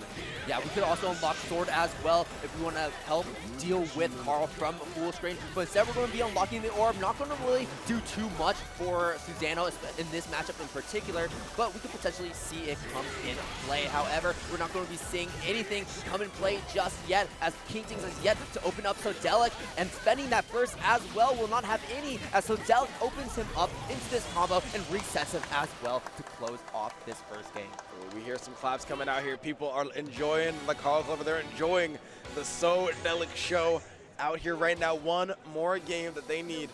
We are wrapping up here with this round of losers, and then we go into the final round of the evening. Who is going to secure their spot and try and qualify for that top 6? Yeah, right now this is a top 8 qualifier. So if you win this one, you make it into top 8. But obviously, top 8 is not what's important. And right now, what's important is that King Tings actually unlocked that Ground Viper. So getting hit right now could be very scary. Uh-oh. I mean, it's going to be there regardless. Spin. Oh no, we actually didn't unlock it because we didn't need to. That was enough to kill Sodelic, as King Tings takes a perfect for that round. Honestly, as you were saying before, it is kind of crazy just how effective Susanoo is the moment that he gets a crumb special move, right? Doesn't have any unlocked right now, and Sodelic, as you can see, has to just go ahead and make sure that they prevent any of those special moves from being unlocked here. Defense becomes so important in the early parts of these matches. Yeah, and there are ways that Susanoo can also use, there's also tools that Susanoo has where he can unlock all those special moves at once with his OD, but King Tings has been elected to use that a lot more on burst, which I think is a little bit smarter.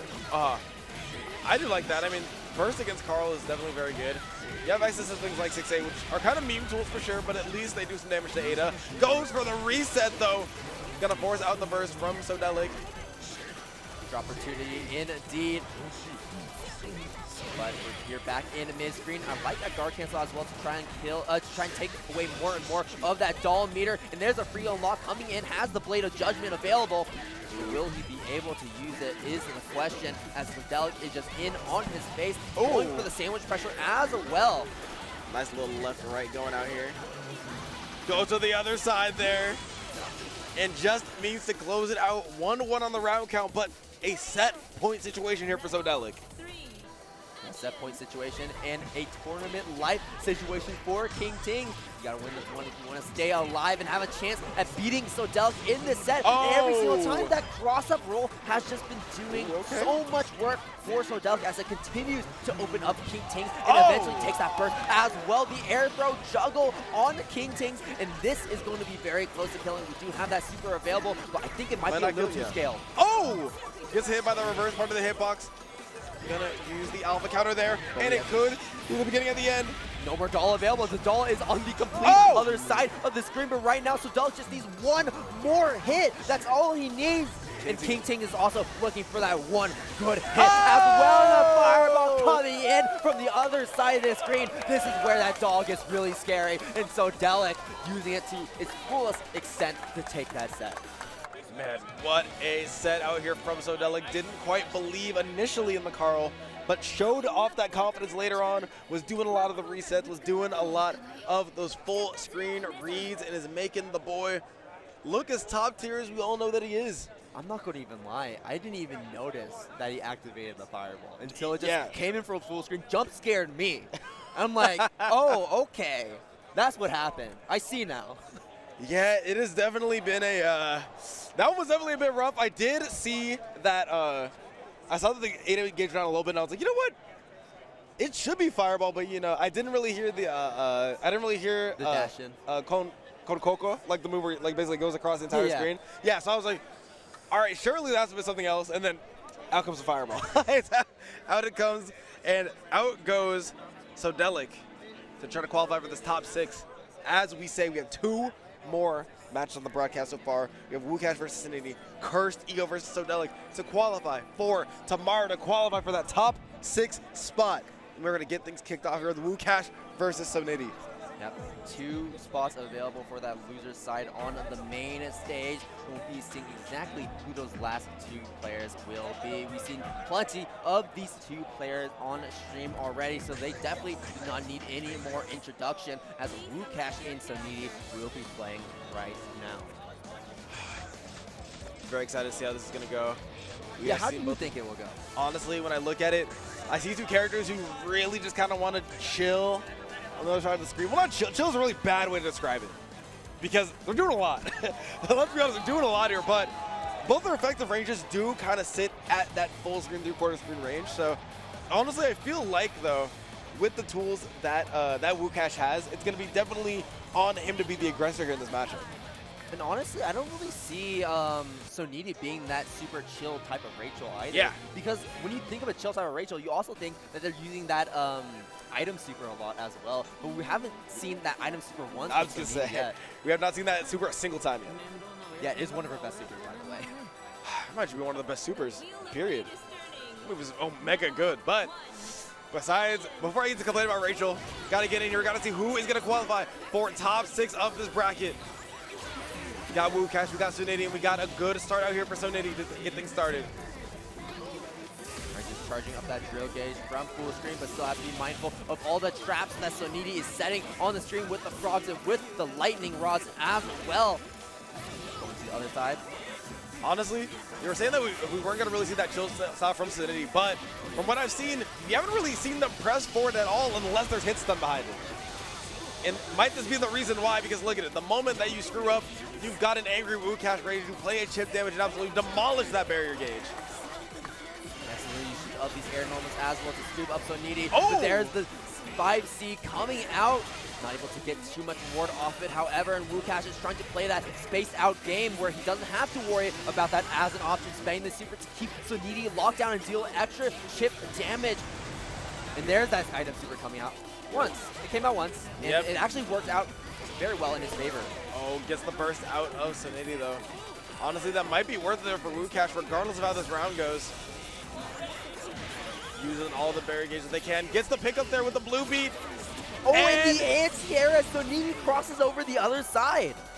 And here comes Woash. They are feeling themselves now, especially when you get a conversion like that. You steal the burst. And now at the end of the day, you are sitting with that advantage, not only in the burst, but with the round advantage as well. Yeah, absolutely. This is a great start against Sonidi, but Sonidi has not been a stranger of great starts in each of these rounds. And that first round so far is looking to have a great start here. Once again, look at that damage starting to add up over time with those bats. It's draining Woash's health. Look at how much life they're losing. Uh-oh. And a burst. I'm very unsure of why we bursted there because Woash is so low on life. I'm not sure if a comeback is even possible, but maybe I'm going to start eating my words very soon. I'm inclined to agree, and it's looking like we see the opposite of a commentator's curse. We see a commentator's affirmations, it feels like. The moment that you say that, you know what, I'm not really feeling that burst, the absolute worst goes wrong for Woash, and now they have to climb themselves out of this deficit. And now notice too that Woash is behind on that meter gain as well for the overdrive and the burst, and Soni will be getting that access to that resource before him. Uh-oh. Tries to get some sort of semblance of that drill gauge up and running, but isn't going to find it, so Nitty is actually going to find the counter that instead. George, keep him locked down, and Sonidi opening up Woash high repeatedly and going for a low after that overhead sequence. First coming from Woash. Now you really do have to spend it. Yeah, it's like that one, it's literally, you need to spend it there. Yes, do or die in game number one. And trying to approach on Sonidi gets caught by the lightning coming down from the sky as Sonidi takes the first game over Woash. Looking real good out here for, it's looking real good out here for Sonidi. Woash had some of the answers earlier on, but it feels like as every single frame of the game passes, that counterplay is getting more and more instilled into Sonidi's head, and now Woash needs to find some answers, and he needs to find them fast. I'll say one thing really interesting about these two characters actually is that both of them make you play defense much differently compared to a lot of other characters in the cast. And what I mean by that is, you know, Amane forces you to block. Well, not force you to block, but well, he does, but you know what I mean, right? Yeah. But Rachel actually kind of forces you to block overhead most of the time because she doesn't really have too many strong lows that she can threaten you at all times. Yeah, it's like, but she can deep threaten you with those overheads. You got to be so diligent on those lows, kind of out of all those overheads. Makes it a pretty rough defense, especially if you don't know what's going on, but Sonidi seems to have those answers on him. Trade, but much more favorable to Sonidi, giving plenty of time to get set up here on Woash. Oh wow, threading the needle between those two lightning bolts. Pick up here, and we dropped the combo. Sonidi's still alive, but gets caught out by that overhead counter hit. Yeah, it's like, I mean, saw something was happening, right? We saw the startup, they saw the startup and pressed something, but it wasn't quite quick enough. Now Woash is sitting here trying to pull back this game. You want to even up the round count here immediately if you're Woash, and if you're Sonidi, you definitely want to deny that opportunity for him. First being spent, but Sonidi's sitting in that dead zone, so Woash was put at an awkward position for that scramble. And once we get into these scramble situations, I feel like Sonidi has been winning every single one of them because Amane is not a character that's very equipped for close range scenarios like this. Especially on the defensive side of things, like their closing runs are already pretty whack, and then you have to pair it with the fact that, you know what, now you don't have much on the defensive side of things either. The moment that you're put in that spot, you are put in a heap of trouble, and Sonidi is capitalizing on that. One more round for them to qualify for tomorrow. Looking to take it here and now on Woash. Now that first hand overdrive is starting to build up right now. Builds up for at least the next combo, so Sonidi needs to keep that in mind. That could be a potential factor. Like that goes for the overhead once again. First out here on the table from Woash. Has to try to find a way to get some of this drill gauge activated. It has lightning on him, so you can't do too much right now. And you notice there too where like Sonidi recognized, Woash is just jumping towards me. I'm just going to go run under him to the other side. And he has to do all of his work over once again. But this time, Woash stopping his momentum in the air and catching Soni right below him. Oh, okay. Hit him with the fake cross. Definitely not fake, but definitely didn't know it was coming either. Oh, now this could be a potential attack on some huge, not only damage, but also some huge drill gauge as well. Oh, absolutely, because now we're sitting at level 3 drill gauge, and Soni is using barrier a lot. Now, it's key to use barrier on these drill normals as well, because so many multi-hits pushes Amane very far, but doesn't even matter at this point, because Woash is able to find a game in response to Soni's strong start, and now we are back on even playing grounds. One more game for Soni, one more game for Woash as well. If they want to qualify for the top 6 of BlazBlue Central Community Showcase, we have been having a ton of fun over here from game number 1, not only of Top 24, but of the tournament as well. Feels kind of insane that's all coming to an end very soon. Yeah, but we're going to be ending this off very strong because we're not going to see any washes for the remainder of this top 24. We're 1-1 Woash versus Soni. Who is going to make it into top 6 loser side? You already see the drills being applied here for Woash. Lots of good routing shows. You don't need 3 drill bars in order to do some damage out here. Yeah, very smart routing from Woash, and that's going to be free level 3. Yeah, I was going to say, like, you definitely are forced to burst there, to be honest. You're definitely not forced, but it is very much suggested if you can win the round, but if you can't, then you are now a sitting duck against a very, very red-hot Amane. And honestly, you know what's so funny about some of these situations? Is that sometimes you can just let yourself get hit. Oh, yeah. I think that at level 1, that's kind of optimal. Yeah, like, sure, sometimes the combos will hurt, but the chip is going to hurt a lot more. 100%. I mean, that's the gimmick, is you got to know when to get hit. You got to know when you're allowed to block. And now we could see that situation come out here for Woash, but Cetti is trying to deny that themselves. They want to force the final game, final round, not allow Woash to try and qualify for that top 6. Especially with how hot they've been playing, I can see Soni being able to do it. Yeah, suddenly Woash turning things around with a set point of his own against Soni, but we might be getting taken to final game, final round, and with that air throw, Soni will give us exactly that. One more round to decide it. One more little stint of decision making could separate you from going home tonight and seeing the community main stage tomorrow. Sitting here letting that work right now. See the lightning rods going. George is slowly, ever so slowly approaching. See him slide back out towards this side. George is eliminated, but at what cost? Now you have to spend your burst in order to get rid of Rachel herself. There's the electric chair coming out, catching Woash yet again on defense. Now we're just overwhelming the screen with wind, with just hitboxes all over the place, and Woash unsure of how to approach as Soni just continues to overwhelm Woash from full screen. There's a burst coming out very offensive to try and keep Woash stuck there in the corner, but Woash finds a way out, but we continue to drop our combos because we keep hitting at these awkward angles. We got full lightning, we got full items coming out here. The cows are out, the pumpkins are out. How is Woash going to be able to find themselves out of this? Gets it overhead. Soni could finish their combo, not going to quite be able to, though. Already a blue beat. Has to try to find one more hit to close this thing out. Gets the overhead once again, but drops the combo, and now Soni is going to be on the back foot here. Woash has 3 drills on deck, finds the hit, and that's going to take it. Soni is going to solidify their spot in the top 6 of the BlazBlue Central Fiction Community Showcase here at EVO.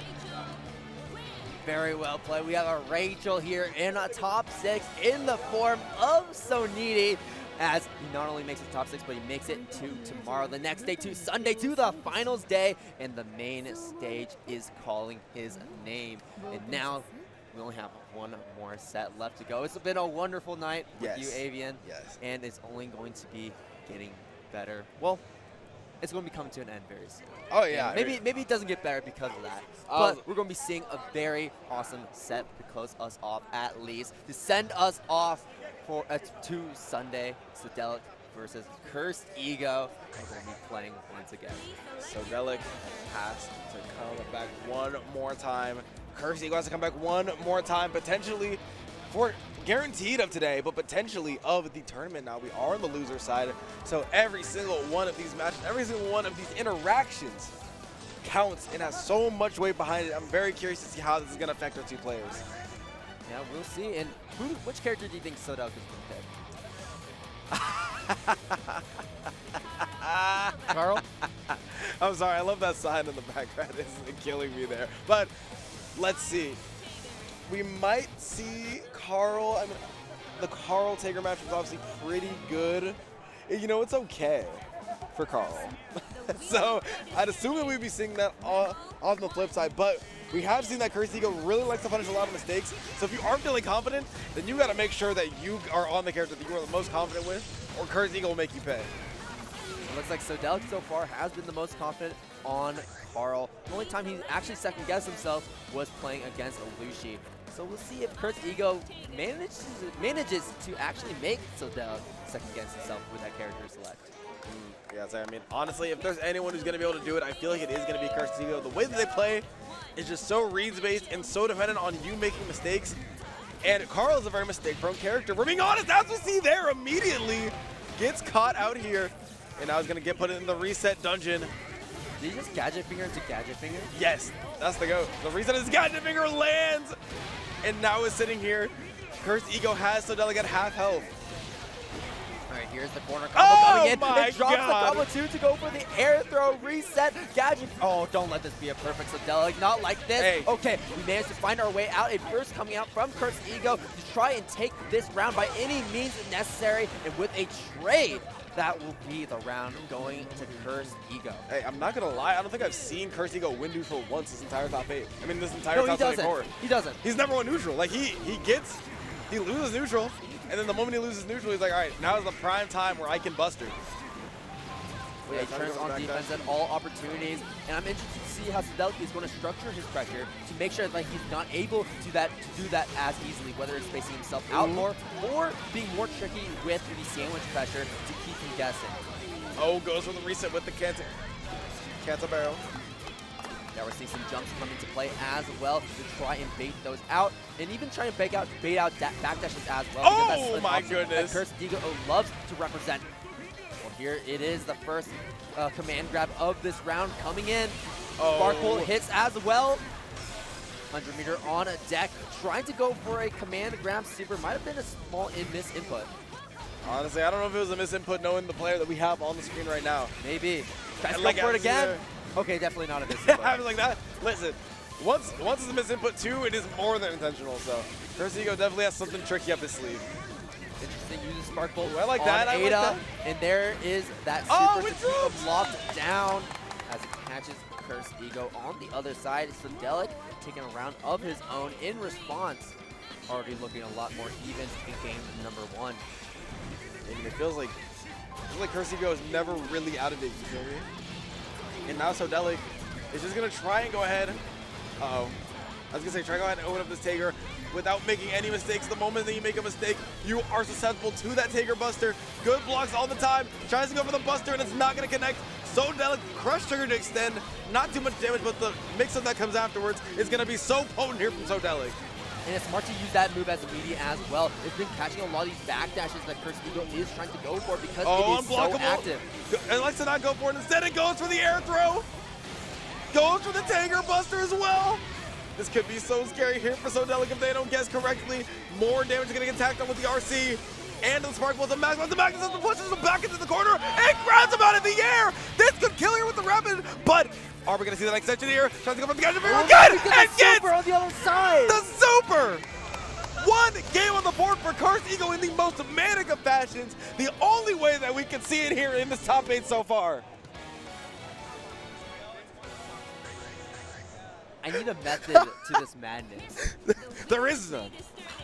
Honestly, if there was like, a method, it's so interesting because, I mean, we know Mass Fam, but I've never seen a Taker play this unhinged. I love it. I'm having fun. The door is broken down. It's busted off of that wall. It's like at that point the door is in shambles. It went through the door show that we saw in Monsters Incorporated. Like, this is looking crazy right now. We see another jab there. Goes for the 5D, just really wants to apply that magnetism so we can get right back into the shenanigans. Spark Bolt is on the table. Are we going to get time to get it done? This air throw could get it done here. Gets the Spark Bolt and forces Ada out. The Super's going to get denied as well.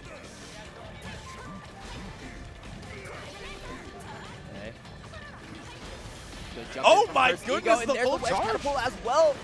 Now, one thing about Wedge Catapult is it does actually have some invincibility tied to it, so you can't quite mash out of it the way you'd expect.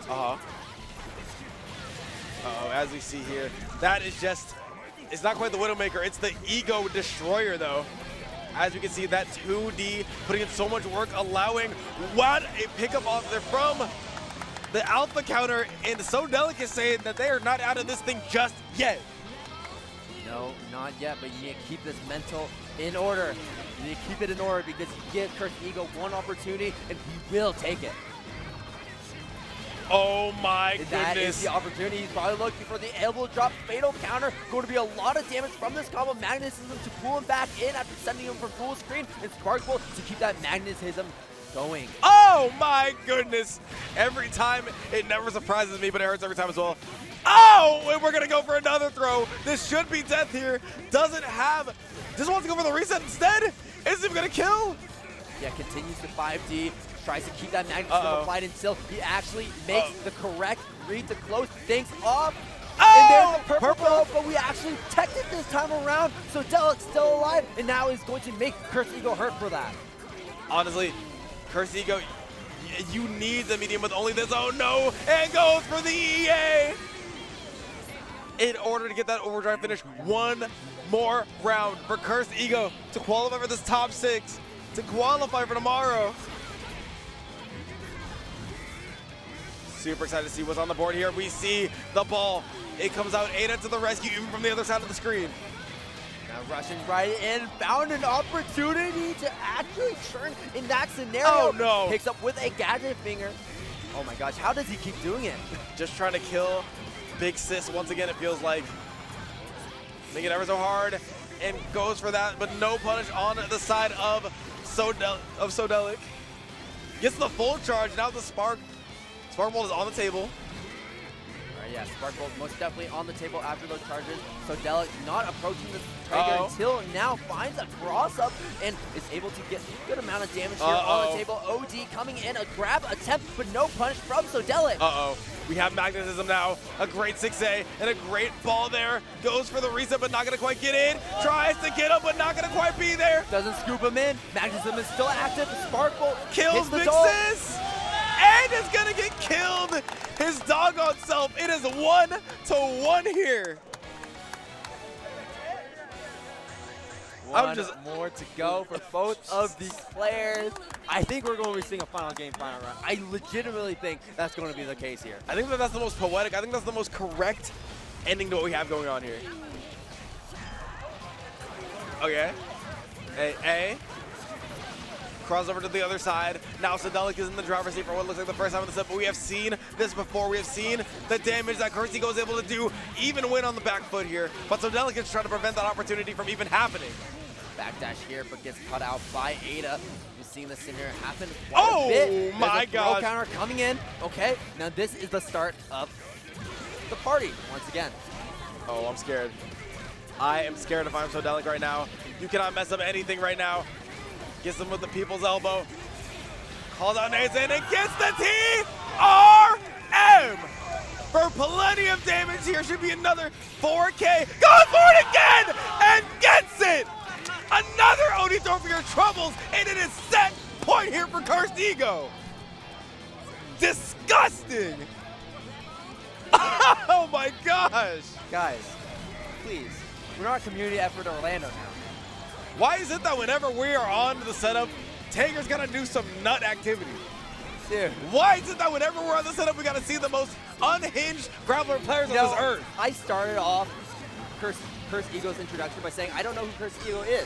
But now he's definitely making a name for himself. I definitely know who Cursed Ego is right about now. Oh, Sodelic is trying to tell you not to learn the name, but to remember it here. Uh-oh. What in the, tries to go for it. I guess the alpha counter, and gets the purple throw himself. A little bit of disrespect on the back end there. Now we're going, as you said, you called it at the beginning of the set.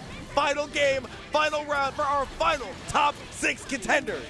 It's Sodelic is looking to basically just suffocate Cursed Ego with this pressure. We're seeing lots of jumps come in, but we've seen situations where Cursed Ego correctly reads these jumps and gets those air command grabs. And that gives him so much momentum, but right now, Cursed Ego has no momentum as Sodelic continues to mount this offense and mount this game-winning scenario as Sodelic with a perfect takes Cursed Ego out and secures his Sunday spot there in top 6 in user side.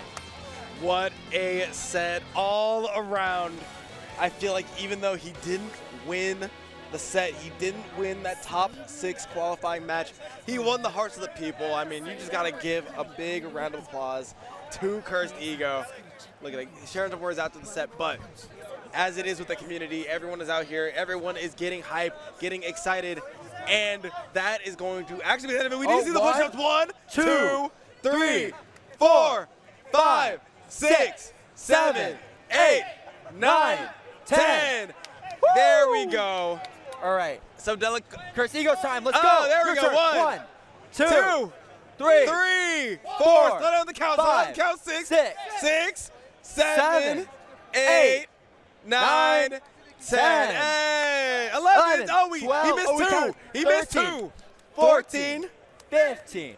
Remember, 16, kids at home, 17, do not 18. miss. Oh, he's failing now. Come your on, purple dropping down. 19 throws. 20.